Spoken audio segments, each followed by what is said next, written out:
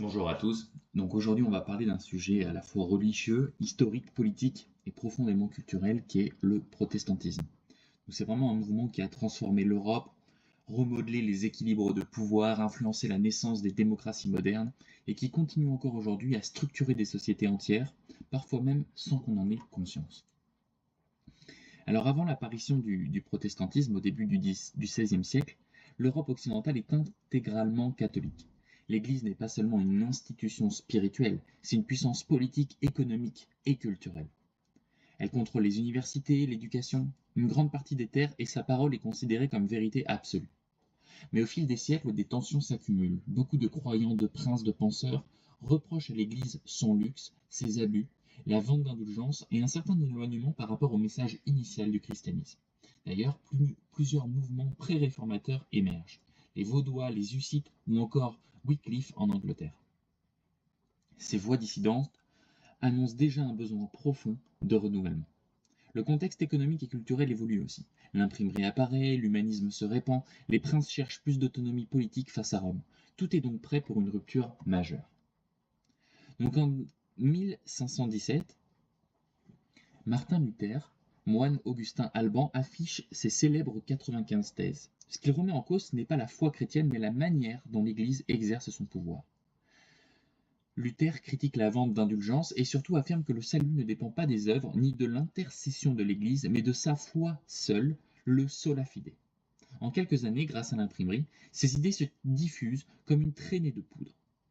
Des princes allemands adoptent sa réforme, non seulement pour des raisons spirituelles, mais aussi car avec elle leur permet de prendre leur distance avec Rome et d'affirmer leur souveraineté. Le protestantisme n'est donc pas seulement un événement religieux, c'est aussi une évolution politique. Donc quelles sont les grandes branches du protestantisme? Donc même si Luther est le déclencheur, c'est pas le seul inspirateur. Donc on a tout d'abord le luthéranisme. Donc il est concentré surtout en Angleterre, en Allemagne pardon, et en Scandinavie, et il garde une liturgie assez proche du catholicisme, mais insiste sur la lecture individuelle de la Bible et sur la justification par la foi. On a ensuite le calvinisme, qui est le français Jean Calvin, réfugié à Genève, qui développe un protestantisme plus austère, centré sur la prédestination, la discipline morale et la communauté. Le calvinisme influencera profondément les Pays-Bas, l'Écosse de John Knox et la France. Et enfin, l'anglicanisme, puisqu'en Angleterre, la rupture est différente. Elle commence avec Henri VIII qui veut divorcer et se séparer de Rome pour des raisons dynastiques plus que théologiques. Mais au fil du temps, l'anglicanisme devient un protestantisme à part entière, mélange de tradition catholique et de réforme protestante.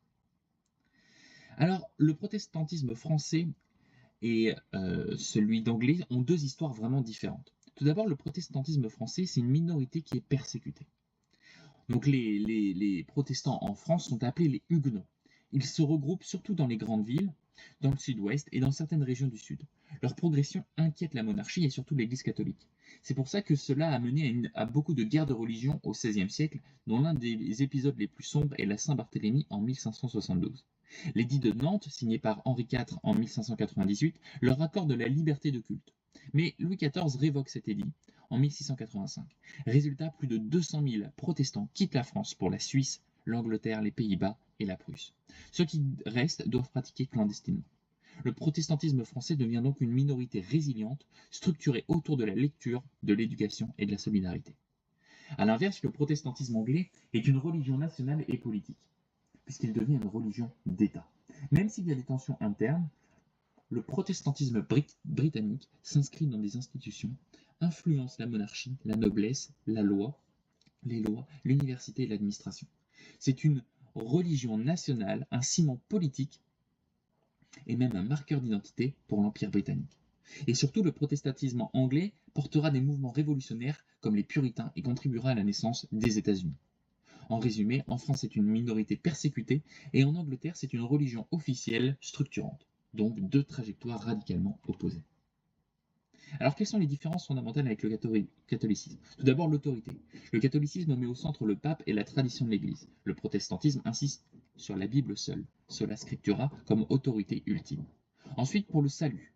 Pour les catholiques, c'est la foi, les œuvres et les sacrements. Alors que pour les protestants, la foi seule suffit. Le rapport au sacrement est différent puisque les protestants en gardent généralement deux, le baptême et la scène considérés comme symboliquement comme symboliques plus que comme des mystères sacrés. En termes d'organisation, les protestants se dotent de structures plus horizontales, les synodes, les assemblées, les pasteurs mariés. Il y a moins de hiérarchie et plus de participation des fidèles. Et enfin, concernant la culture et les mentalités, le protestantisme développe une importance capitale de la lecture, de l'étude personnelle, du travail, de la responsabilité individuelle. Max Weber y verra même la naissance de l'éthique protestante conduisant au capitalisme moderne. Alors, parlons un peu maintenant de son lien avec le pouvoir, des alliances, des révolutions et de la modernité. Donc le protestantisme a profondément modifié les rapports entre religion et État, puisqu'en Allemagne, il a renforcé les princes locaux et fragmenté le Saint-Empire. En Angleterre, il a consolidé une monarchie constitutionnelle, limite le pouvoir royal et légitime les révolutions de 1641 et 1688. Aux États-Unis, les puritains vont fonder les premières colonies sur un idéal de liberté religieuse, de démocratie locale, d'égalité morale entre les croyants. Ce sont des racines profondes de la culture américaine. Et en France, même persécutés, les protestants ont marqué le pays. La banque, le commerce, les industries, les élites intellectuelles, leur culture de discipline, d'éducation et de responsabilité les a rendus très influents malgré leur faible nombre. Alors on a bien entendu des grandes figures, Martin Luther, le réformateur allemand, Jean Calvin, le théologien austère mais visionnaire, Ulrich Zwingli, un acteur majeur en Suisse, Thomas Cranmer et les architectes de l'anglicanisme, John Knox, fondateur du presbytérianisme écossais, les puritains qui transporteront le protestantisme en Amérique. Et en France, on peut citer Guillaume Farel, Théodore de Bèze, Agrippa d'Aubigné. Alors, qu'est-ce que le protestantisme a apporté au monde? Tout d'abord, la place centrale de l'individu, avec une lecture personnelle, une conscience individuelle et un rapport direct au texte. La diffusion de l'éducation, puisque pour lire la Bible, il faut apprendre à lire. Donc partout où le protestantisme s'implante, le taux d'alphabétisation augmente. La sécularisation. En contestant l'autorité de Rome, les protestants contribuent à distinguer pouvoir spirituel et pouvoir politique. Le développement économique, puisque la discipline, l'épargne, le travail comme vocation, tout cela influence l'essor du capitalisme dans certaines régions. Et enfin la démocratie, puisqu'il favorise les assemblées, les débats et le vote interne. Beaucoup de systèmes démocratiques modernes s'en inspirent. Donc le protestantisme aujourd'hui, il est toujours vivant mais il est différent, puisqu'il est extrêmement diversifié. On a les protestants historiques, avec les luthériens, les réformés, les anglicans, les évangéliques, pentecôtistes et charismatiques, et enfin les églises indépendantes partout dans le monde. Dans certains pays comme les États-Unis, le Brésil, la Corée du Sud ou plusieurs pays d'Afrique, le protestantisme évangélique connaît une croissance spectaculaire. En Europe, les protestants représentent une minorité, mais ils sont souvent très actifs dans le domaine social, humanitaire, éducatif et très influents intellectuellement. Ils vont valoriser généralement un christianisme plus simple et moins ritualisé, une relation personnelle à Dieu, une grande autonomie locale et une liberté de conscience. Donc en conclusion, le protestantisme, c'est pas seulement un courant religieux, c'est aussi un séisme historique qui a façonné nos États, nos économies, nos mentalités modernes, notre rapport à l'autorité, notre vision de la liberté individuelle.